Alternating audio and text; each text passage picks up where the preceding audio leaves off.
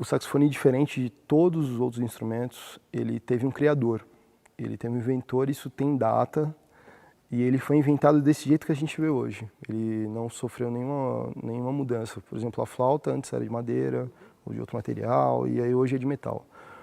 O saxofone não, ele foi inventado de metal.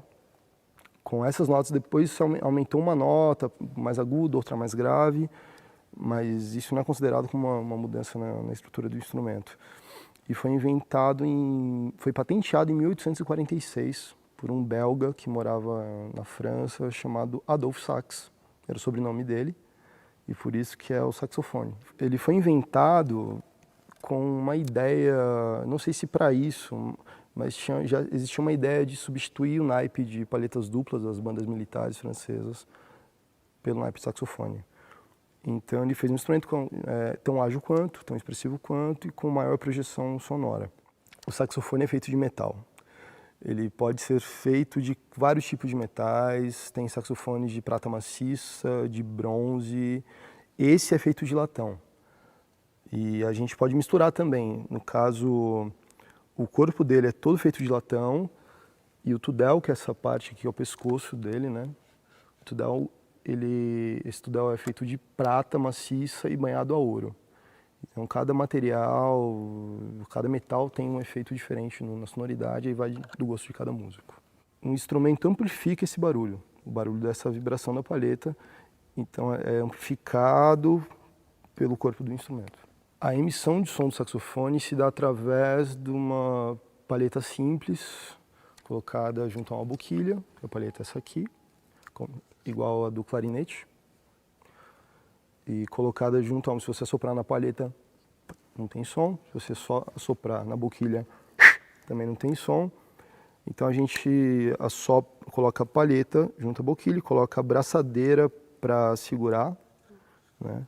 Aí tem de vários materiais também, tem de fio, tem de prata, de ouro, de bronze, de tudo que é material. Cada material tem um efeito também na sonoridade. E quando a gente assopra, essa palheta fica mexendo, fica vibrando aqui muito rápido, e aí sai esse barulhinho aqui. O saxofone faz parte da família das madeiras pela sua produção sonora, que a emissão é essa palheta simples na boquilha, igual um clarinete. E o sistema de digitação dele também é similar ao das madeiras. Então, embora eu pelo menos nunca vi um sax de madeira, e o Adolphe Sax não pensou nisso, mas ele faz parte da família das madeiras. A família dos saxofones que consta na patente do Adolphe Sax eram 8, e depois ele mudou a tonalidade de alguns, a afinação de alguns, e ficaram 7. Hoje em dia tem 1 milhão, pode fazer o sax do jeito que quiser, tem um pessoal até que está fazendo sax hoje em dia aí. Mas o que consta assim num tratado, né, o primeiro eles são 7, então tem o sopranino, soprano, alto, tenor, barítono, baixo, contrabaixo. Os mais usados são 4, eu tenho 3 deles aqui. E esse é o soprano, né, o soprano ele tem muita coisa na orquestra para se tocar no soprano, assim, dentro da orquestra e como solista também, os compositores usam bastante por ter um timbre muito particular. E ele é afinado em si bemol.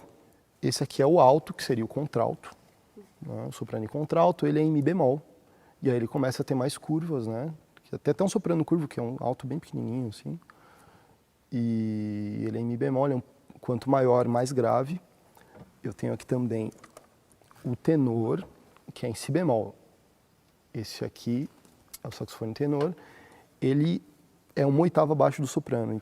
Na primeira metade do século XX, o saxofone foi tomando corpo dentro da música de concerto. Surgiram os primeiros concertos, grandes concertos para saxofone, que o Glasnov escreveu, o Ibert também. E são peças que até hoje são as peças tradicionais do instrumento, são músicas de muita grandeza.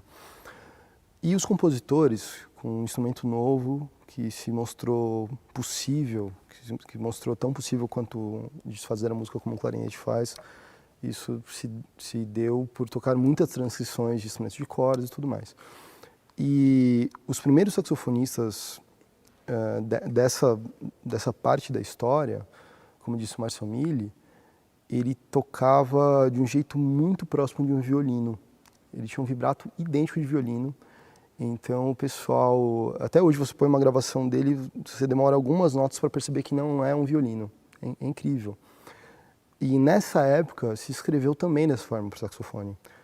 Então na Bachiana número 2, por exemplo, tem o Villa-Lobos, ele usa o saxofone no primeiro movimento com um solo que se repete 3 vezes. E a primeira vez ele coloca o saxofone tenor em uníssono, é um solo todo em uníssono com os violoncelos, na segunda vez com as violas e na terceira com os violinos. Então cada compositor coloca ele num papel, alguns encontraram esse papel no solo, como o próprio Villa-Lobos tem uma peça solo para saxofone, Fantasia, e é isso.